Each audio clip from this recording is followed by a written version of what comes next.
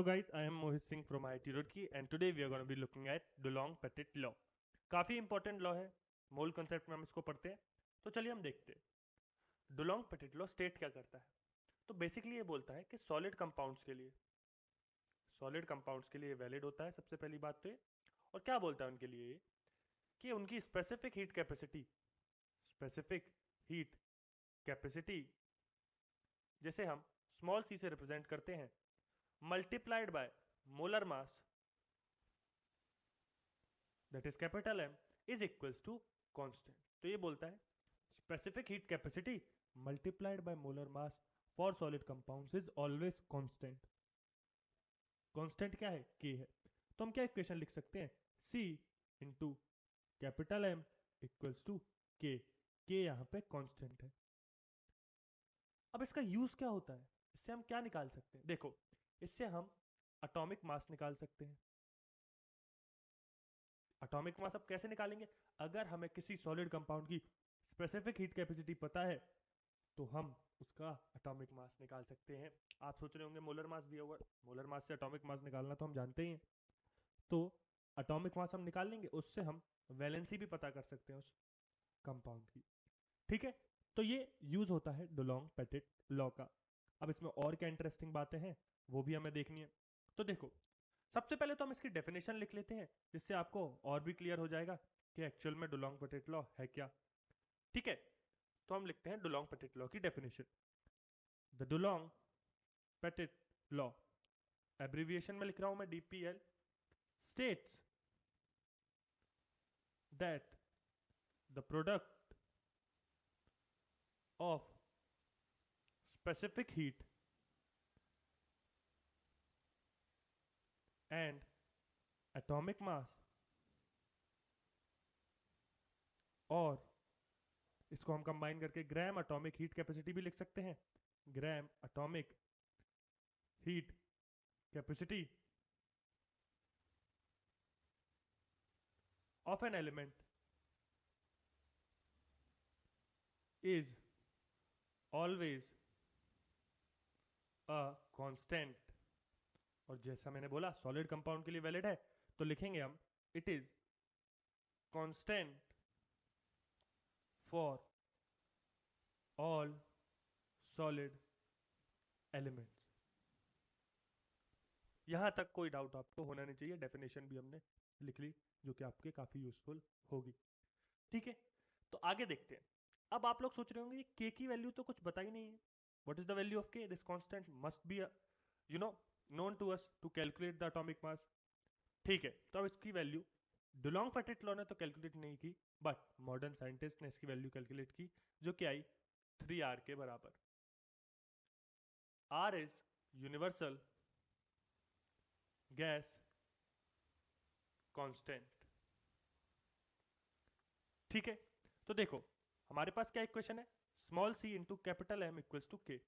Small c क्या है? Specific heat capacity into capital M है मोलर मास। अब हमें ये पता है कि मास ऑफ द मटेरियल जो हम लेंगे उसे हम स्मॉल m से रिप्रेजेंट करते हैं, divide by molar mass is equals to number of moles of that compound. इतनी बात क्लियर है। और हमें यह भी पता है कि specific heat capacity multiplied by mass of the material is equals to capital C, that is your heat capacity. ये क्या है? हीट कैपेसिटी है। तो इन दो इक्वेशन का यूज करके हम चेंज ला सकते हैं इस इक्वेशन में। क्या चेंज लाएंगे? देखो, हम मल्टीप्लाई डिवाइड कर देते हैं स्मॉल m से, तो small m multiplied by c into capital M divide by small m equals to k। Small m into small c हो जाएगा heat capacity, into capital M upon small m हो जाएगा 1 by n equals to k। तो c bye n equals to k, ये हमारे पास आ जाती है equation, जो कि k की वैल्यू हम रख देंगे 3R इधर, तो c bye n equals to 3R। ठीक है, तो ये जो है एक्यूरेट हमारे पास इक्वेशन आ जाती है, इसमें कोई डाउट नहीं है। अच्छा, अब ये इक्वेशन क्या हमेशा वैलिड है? ये सवाल आ रहा होगा आपके मन में। नहीं, हमेशा वैलिड नहीं है। क्यों? क्योंकि एक्चुअल में क्लासिकल थर्मोडायनेमिक्स ही लो टेम्परेचर के लिए वैलिड नहीं है। तो लिखिए आप, क्लासिकल थर्मोडायनेमिक्स जो है वो लो टेम्परेचर पे वैलिड नहीं होती। लो टेम्परेचर पे ये वैलिड नहीं होती। तो क्या वैलिड होता है उस टेम्परेचर पे? क्वांटम मैकेनिक्स वैलिड होती है, क्वांटम मैकेनिक्स वैलिड होती है। अब Dulong Petit law temperature less than 120 के इस पे वैलिड नहीं होता, तो ये आपको याद रखना है, ठीक है? इसमें कोई आपको डाउट होना नहीं चाहिए। अब हम ये देखते हैं कि डुलोंग पेटिट ने जो अपनी इक्वेशन दी वो कितनी एक्चुअल में वैलिड है बाय अ ग्राफ। तो हम एक ग्राफ बनाते हैं, ये मैंने बना दी वाई एक्सिस, सीधी तो नहीं बनी, let me try to make it a bit more clean. तो ये हम बनाते, एक मिनट, ये कुछ ऐसे, ठीक है। तो एक्स एक्सिस पे हम टेम्परेचर लेंगे केल्विन में, और वाई एक्सिस पे लेंगे हम सीवी। सीवी क्या है? Specific heat capacity at constant volume. तो ये टेम्परेचर हम ले रहे हैं 200, 400, 600, 800, 1000। क्लियर? यहां पे हम सीवी लेंगे R/2, R, 3R/2, 2R, 5R/2 and 3R।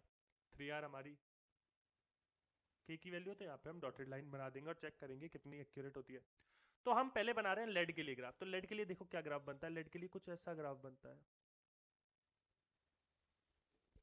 तो देख सकते हो ये ग्राफ है लेड के लिए। एल्यूमिनियम के लिए ग्राफ बना के देखोगे तो उसके लिए ग्राफ कुछ ऐसा बनेगा, ये देखो। सिलिकॉन के लिए बना के देखोगे तो सिलिकॉन के लिए ग्राफ कुछ ऐसा बनेगा। तो जैसे कि लिए आप देख रहे हो यहाँ पे एल्यूमिनियम एंड सिलिकॉन, तो जैसा कि आप यहाँ पे देख रहे हो कि जैसे जैसे टेम्परेचर बढ़ रहा है वैसे ही हमारा 3R की तरफ ज़्यादा टेंड कर रहा है। तो ये हमारा डुलोंग पेटिट लॉ प्रूफ हो गया कि जैसे जैसे आप टेम्परेचर बढ़ाओगे तभी ये वैलिड होगा, ठीक है? तो हम लिख सकते हैं एक बात, क्या लिख सकते हैं? This law is only applicable at high temperature, ठीक है? तो ये बात हमें इजीली समझ आ गई, इसमें तो कोई डाउट होगा नहीं। अब हम देखते हैं इसका लिमिटेशन। इसके लिमिटेशन भी होंगे कुछ, ऑब्वियस सी बात है। तो हम इसके लिमिटेशंस देखते हैं। Limitations of DPL।